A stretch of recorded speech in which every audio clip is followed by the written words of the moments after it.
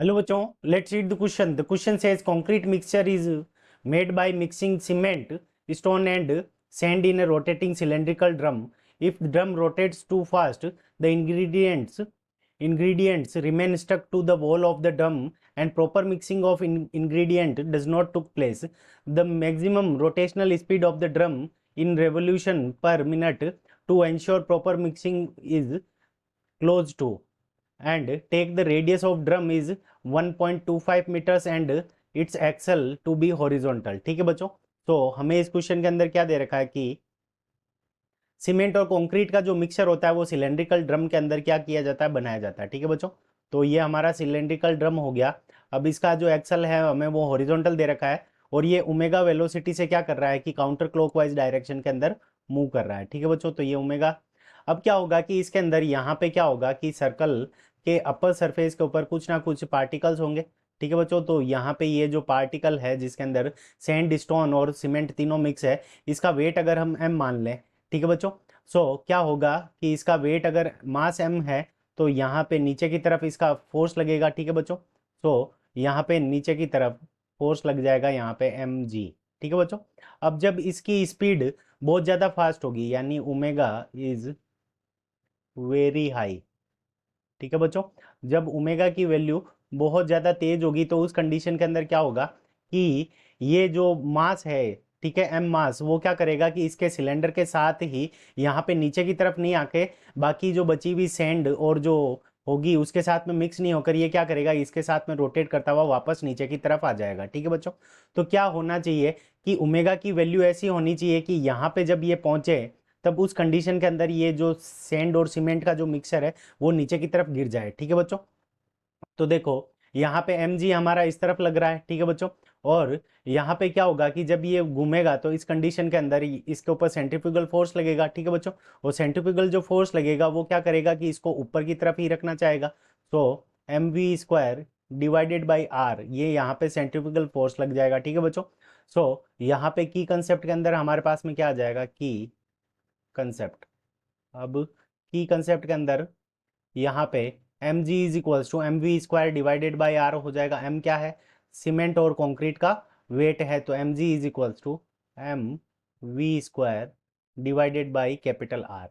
ठीक है बच्चों, अब यहाँ से m से m कैंसिल हो जाएगा, m से m कैंसिल हो जाएगा तो हमारे पास में जो v आ जाएगा वो क्या आ जाएगा, square root R multiplied by जी।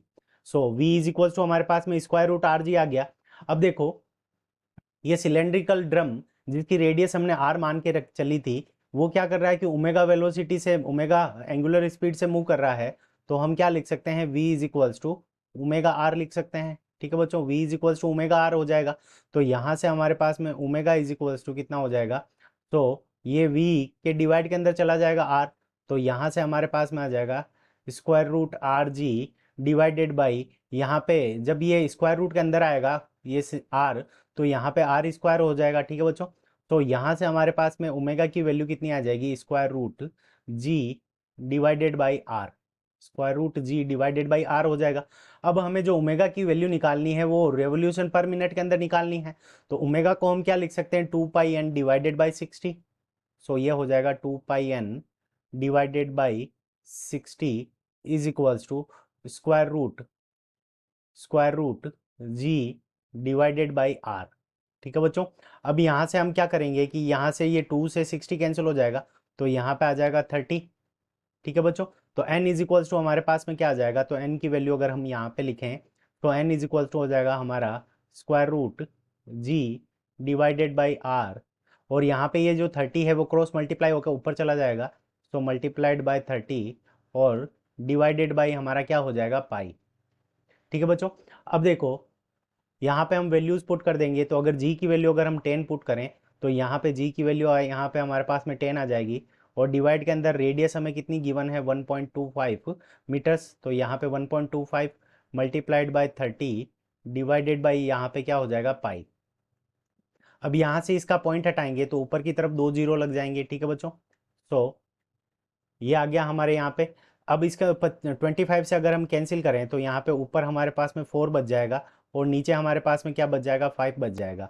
अब 5 से 10 को अगर कैंसिल करें तो यहाँ पे हमारे पास में 1 बच जाएगा और यहाँ पे 2 बच जाएगा। तो 4 का जब हम स्क्वायर रूट लेंगे तो 2 बाहर आ जाएगा। तो 2 multiplied by 30 multiplied by square root 2 divided by pi. ठीक है बच्चों, तो ये हमारे पास में n की वैल्यू आ जाएगी। और जिसको इसको जब हम कैलकुलेट करेंगे तो ये रफली हमारा जो आ जाएगा वो कितना आ जाएगा, 27 आरपीएम। ठीक है बच्चों, तो 27 आरपीएम के ऊपर अगर हम इसको घुमाएंगे तो हमारा जो मिक्सिंग होगी वो प्रॉपर मिक्सिंग हो जाएगी। सो 27 RPM is the correct answer. अब हम देखते हैं ये कौन से ऑप्शन के अंदर गिवन है। सो ऑप्शन 4 के अंदर गिवन है। So option 4 is the correct answer of this question. I hope you understood it well. Best of luck. Thank you.